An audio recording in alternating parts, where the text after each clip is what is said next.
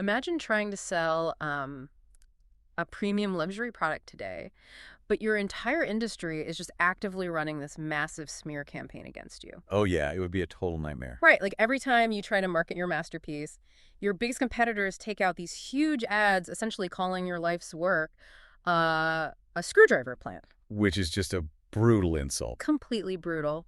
So, welcome to the deep dive. Our mission today is to uncover how one brilliant engineer fought back against, well, the most massive egos in manufacturing. And in the process, accidentally invented the modern automotive supply chain. Exactly. So to do this, we are looking at this really fascinating stack of sources for you today. We've got excerpts from a historical script and a fully reconstructed table of contents detailing an 84-page manifesto from 1913. Yeah, and the book is called Coal, Mechanical Treatise on Technique and Construction. And it was written by Charles Sharp Crawford. Which, I mean, it is a remarkable document. When you read through these excerpts, you realize it's not just a manual. No, not at all. It is literally a declaration of war against the dominant business model of the early 20th century.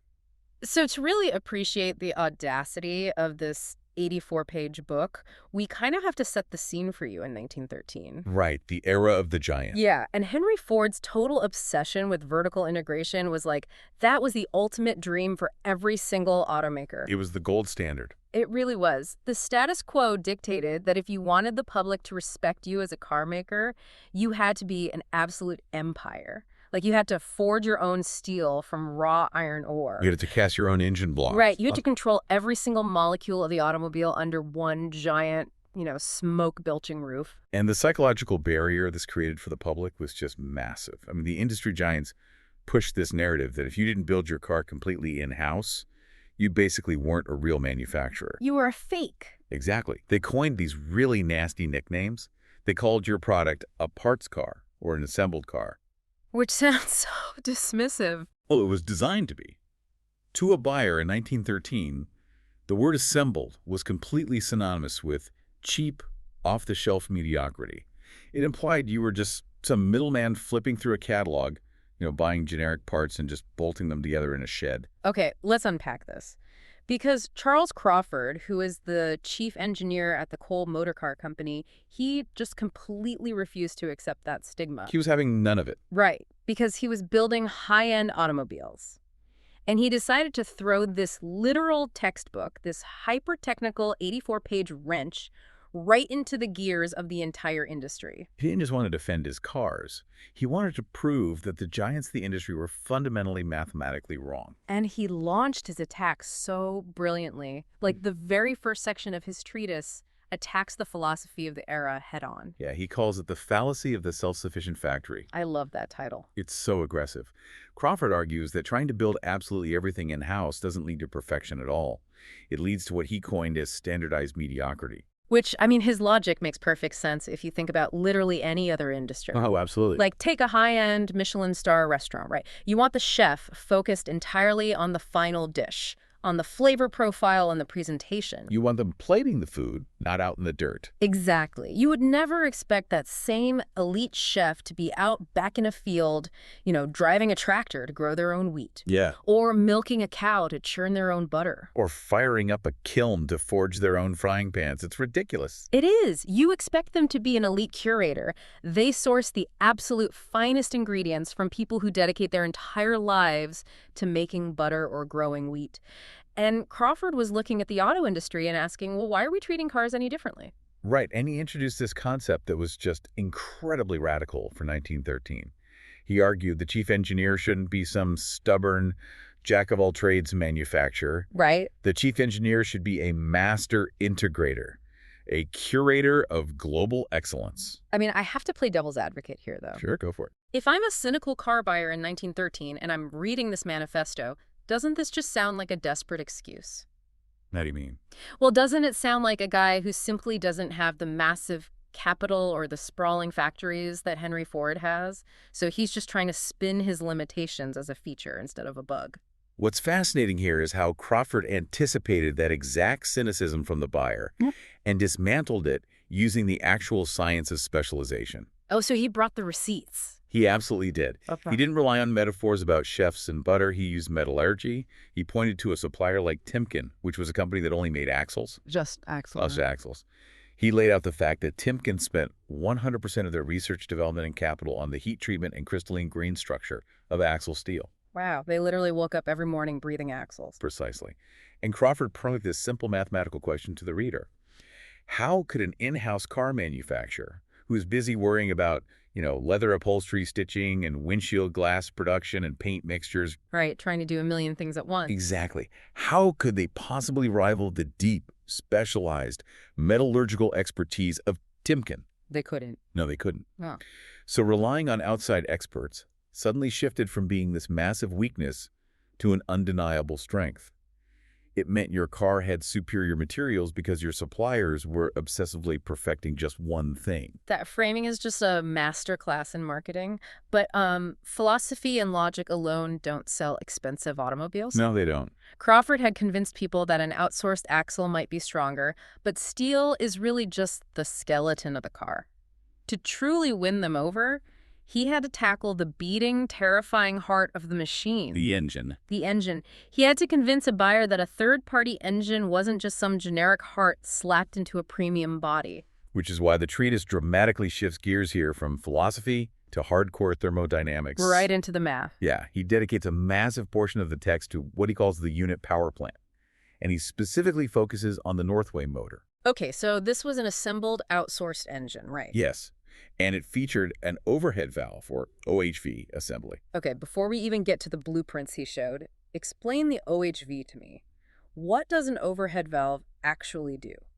And why was it such a selling point that Crawford needed a third party to build it? Well, in older engine designs like a flathead, the valves that let fuel in and exhaust out sat right next to the pistons. Okay. The problem was, this created a really convoluted path for the air. And more importantly, it trapped a lot of heat inside the engine block. Which is bad. Very bad. The overhead valve design moved those valves directly above the cylinder. It allowed the engine to breathe vastly more efficiently and generate much more power from the exact same amount of fuel. Oh, wow. That makes sense. But moving the valves up there required incredibly precise, complex machining. It was just very difficult to manufacture at scale for a generalist factory. So he's basically saying, I outsourced this because it's so complex, only a dedicated engine laboratory could build it properly. And reading through the reconstructed table of contents for this section, I see Crawford includes highly detailed blueprints of cooling jackets and water pump circulation. Yes, he does. Why is water circulation the hill he wants to die on here? Like, what was happening to these 1913 engines? Well, heat was the absolute enemy of early motoring. If an engine block gets too hot, and particularly if it gets hot unevenly, the metal literally warps. Oh, it actually bends? Yes. The cylinders lose their perfect cylindrical shape, the pistons start scraping the sides, and the engine basically destroys itself. Yikes. Yeah. So by publishing these intricate university-level blueprints of how the outsourced Northway motor routed water to cool the engine perfectly evenly, Crawford was demonstrating thermal efficiency. So he's showing his work. He proved mathematically that his outsourced engine prevented cylinder warping far better than the engines his rivals were just blindly casting in their own foundries. So he's burying that whole parts car insult under a mountain of thermodynamic data. Exactly. And there's another detail in this section that really blew my mind, the detachable head concept. Oh, that was a massive leap forward for the consumer. You have to remember, fuel quality in 1913 was terrible. I can only imagine, just raw, unrefined stuff. Pretty much. It was incredibly inconsistent, and engines burned a lot of oil alongside the gas. This meant that thick, hardened carbon buildup inside the cylinders was a constant, crippling problem for literally every driver. And with an in-house monolithic engine block, you had to basically dismantle the entire engine piece by piece just to get in there and scrape the carbon out, right? It was an absolute nightmare of maintenance. I bet. But the Northway motor featured a detachable cylinder head. You could simply unbolt the top of the engine, lift it off, clean out the carbon easily, and just bolt it back on. That is so much better. And the treatise frames this not just as a neat mechanical trick, but as a triumph of outsourced specialized engineering. It was a design that eventually became the precursor to the famous 1915 V8 engines. Yeah, so by laying all this out with blueprints, thermal data, and practical maintenance benefits, he just overwhelmed the buyer's skepticism. And he didn't stop at the engine either. He took this intense scientific curation and applied it to every single component, which leads to a section he grandly dubbed the Triad of Excellence. Which is a great name. It really is. Yeah. He's looking at his three major suppliers, Timken for axles, Firestone for tires, and Delco for the electrical system. And again, he's explaining the why and the how to the buyer. Right. Let's look at the Timken chapter, for example. He doesn't just settle for saying, hey, our axles are strong. He breaks down the actual physics of the roller bearing versus a standard friction bearing. And if you're listening right now and trying to picture the difference, think of it this way. A friction bearing is kind of like trying to push a heavy wooden crate across a rough concrete floor. You are fighting the sheer dragging weight of the vehicle. Right. But a roller bearing is like taking that exact same heavy wooden crate and putting it on a skateboard. The tiny little cylinders in the roller bearing are the skateboard wheels. It takes a fraction of the energy. And that is the exact visual Crawford wanted in the buyer's head. By using roller bearings, he showed how the heavy load of the vehicle was distributed smoothly, massively reducing friction. Which means less heat. Less heat, vastly less wear and tear, and more of the engine's power actually making it to the wheels. Here's where it gets really interesting to me, though. The Delco chapter. Oh, the electrical system. Yeah. Delco provided the three-point system, which handled starting, lighting, and ignition. And, we take turning a key or pushing a button completely for granted today. But in 1913, electric starters were a brand new, frankly, terrifying concept to the general public. People were deeply suspicious of invisible energy. I mean, hand cranking a car was physically dangerous if the engine backfired while you were holding the crank. The kickback could literally shatter your arm. Ugh, horrifying. But at least it was a mechanical danger they understood. You could see the crank. You couldn't see electricity. It reminds me so much of how consumers today view the early adoption of AI or, self-driving technology. That's a really good comparison. Right. You're being asked to hand over control of a heavy, fast machine to an invisible, computerized system that you don't fully comprehend. So how on earth did Crawford make that feel safe to a 1913 family? He demystified it through radical transparency. He didn't use magical marketing speak like, harness the power of lightning. Right. No gimmicks. No gimmicks. Crawford used plain English to explain the actual chemistry and physics of the Delco system. He broke down how lead plates submerged in acid-stored electrons. Wow, he went deep. He really did. He explained how the generator took the mechanical spinning of the engine and turned it back into chemical storage. He detailed exactly how the starter motor summoned that stored energy to turn the flywheel. So he didn't dumb it down. Not at all. He treated the reader like an intelligent adult capable of understanding a science lesson. By explaining the how, he took the fear out of the invisible system. He proved you don't need to fear the electricity because the master integrator has already done the terrifying math for you. Exactly. And then he pulls this incredible psychological trick in the Firestone tires section. This might be his most brilliant marketing move in the entire 84 pages. Yeah. Because tires in 1913 were incredibly expensive. Oh, I'm sure. The rubber compounds were primitive, the roads were mostly dirt and rutted tracks, and tires just wore out very, very quickly. So instead of just saying, well, Firestone makes good rubber, Crawford explains that because he acted as a master integrator, because he selected the flawless Timken axles and the perfectly balanced Northway motor, his standardized chassis was a perfectly balanced ecosystem. Right. And he showed the math on what happens when a chassis is perfectly balanced. It distributes the weight of the car and the brutal stress of the road completely evenly across all four wheels. Which saves the tires. Yes. Crawford provided data, proving that this perfect balance actually extended the life of the Firestone rubber significantly. It's absolute genius because psychologically, he's making the buyer feel like a co-conspirator. Oh, yeah. He's telling the buyer, hey, because you and I are smart enough to embrace this curated, standardized model instead of the bloated in-house factory, we're going to outsmart the system and save you money on tires. You aren't just buying a car. You are buying into a more efficient, enlightened way of living. It completely reframed the value proposition of the automobile. However, theory, blueprints, and clever psychology are ultimately just ink on paper. Pretty true. An automobile is a violent, physical machine. Yes, and Crawford knew that to truly bury the parts car in salt forever, he had to prove his theories out in the dirt. Which logically demands a real-world test. Right, bringing us to the final major section of the manifesto. The 11,000-mile laboratory. Crawford meticulously documented massive, grueling road trips. He included all the logistics and performance data from a 1910 run from Indianapolis all the way to San Francisco, crossing unpaved In mountains. 1910, that's unbelievable. I know, right? And if that wasn't enough, he detailed the Canadian extension, where they took the car deep into the frozen north, specifically to test the endurance of these outsourced components in sub-zero extreme cold. And the appendix of the book is just packed with the resulting data. I mean, he published tables comparing fuel and oil consumption by altitude as they crossed the Rockies. Data on top of data. Exactly. He published tables comparing the exact weight of the coal standardized chassis against the heavier, lumbering competitors. But the absolute mic drop moment of the treatise is a chapter titled Microphotographic Evidence. Okay, if you're listening right now, you might wonder what a microscopic photo of a transmission gear actually proves to a layman buying a family car. I mean, most of us today wouldn't even know what to look for. But Crawford made sure they knew what to look for. After this brutal 11,000-mile journey, he completely dismantled the transmission, the Timken bearings, and the Northway valves. He took the whole thing apart. Completely.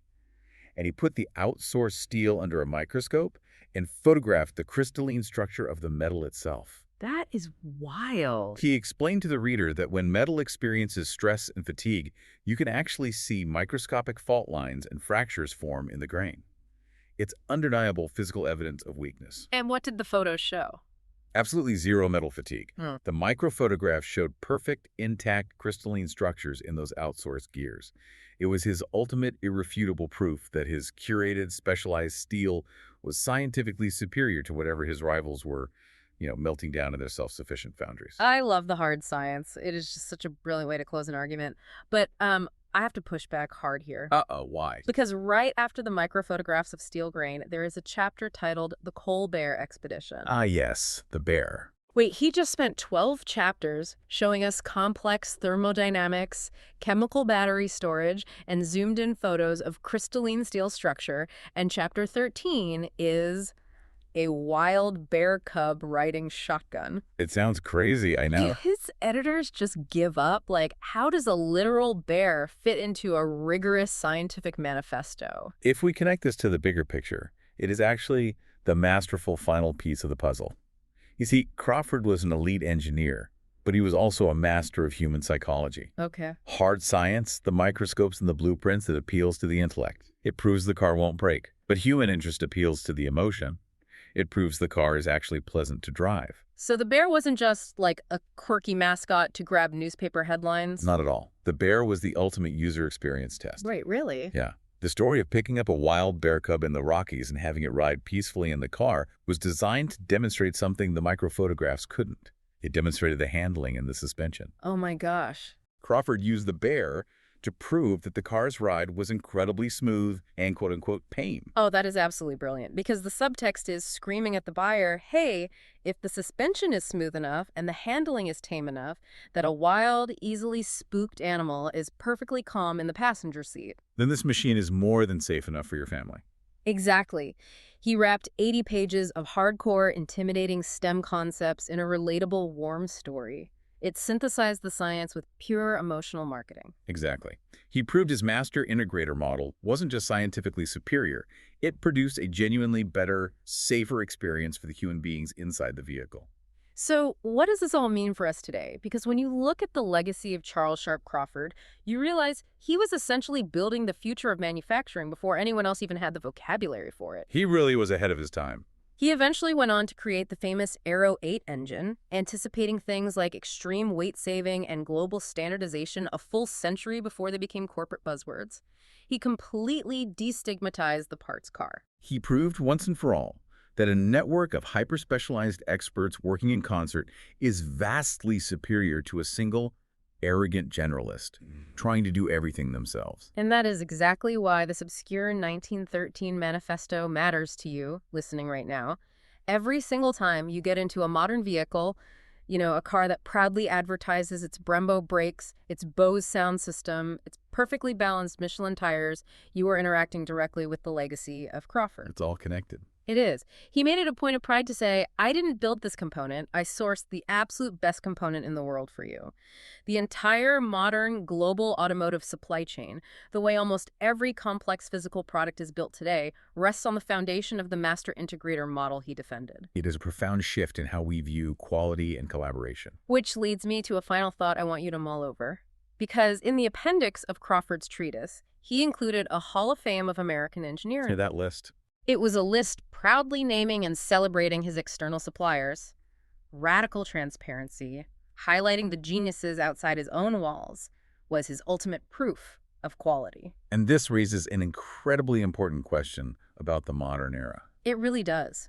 Because if radical transparency and proudly naming your suppliers was the gold standard for proving quality in 1913, why do so many modern technology and automotive companies today try so desperately to hide who actually manufactures their screens, their batteries, or their microchips? That's a great point. Have we somehow secretly regressed back to the ego of the 1913 self-sufficient factory? Like, are we pretending we build it all ourselves because we're terrified of being called an assembled product? We might just be building giant, beautiful walls to hide our screwdriver plants all over again. We really might be. It's fascinating to think that we're still fighting the exact same psychological battles over manufacturing prestige a century later. Well, thank you so much for joining us on this deep dive. Always a pleasure to unpack these hidden corners of history. We will catch you on the next deep dive.